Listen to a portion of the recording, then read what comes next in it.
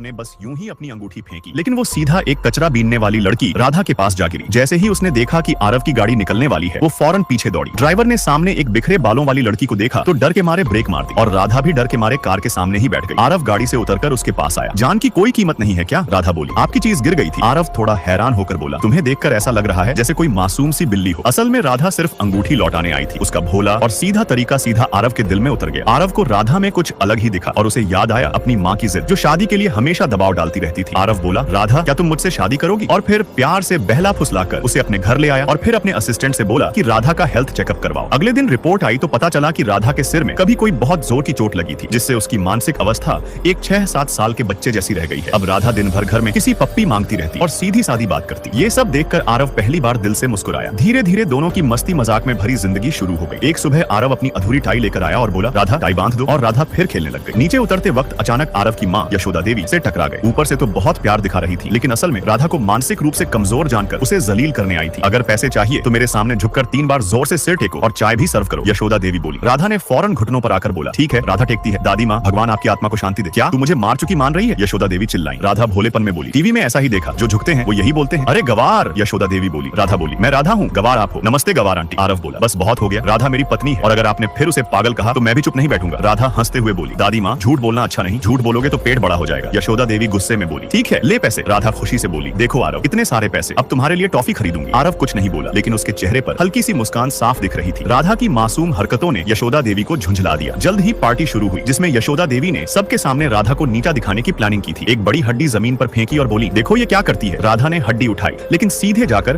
उसे यशोदा देवी के मुंह के पास ले गई। आप ही खा लो अगर इतनी अच्छी लग रही है। गुस्से में यशोदा देवी कुछ और करने जा रही थी, लेकिन राधा बोली, अब बोर हो गई, मैं नहीं खेल रही, और झटपट उनके ऊपर चढ़ गई और उसी हड्डी से उन्हें मारने लगी। सब देखते रह गए, किसी की हिम्मत नहीं हुई रोकने की। एक नौकर पास आया तो राधा ने उसे धक्का दे दिया। तभी आरव वहां पहुंचा और देखा कि राधा ने खुद को बचा लिया है, तो उसने राहत की सांस ली। राधा आरव को देखकर भागकर उसकी तरफ दौड़ी और यशोदा देवी गुस्से में फिर से आरव के पास शिकायत करने पहुंच गई। वो बस एक बच्ची है, क्या आप एक बच्ची से भी लड़ाई करेंगे? राधा को कपड़े बदलने भेजा गया, लेकिन यशोदा देवी वहां भी पहुंच गई और दोनों में बहस हो गई। राधा को धक्का लगा और उसका सिर वॉश बेसिन से टकरा गया, खून निकलने लगा और वो बेहोश हो गई। डर के मारे यशोदा देवी ने नौकरों से कहा, इसे डाइनिंग टेबल पर बिठा दो जैसे कुछ हुआ ही ना हो। तभी पार्टी में एक लड़का राधा को देखता है, उसकी आंखें चौड़ी हो जाती हैं। ये तो वही औरत है जिसे मैं कार से टक्कर मार चुका था और जो वेनजिया की असली वारिस थी।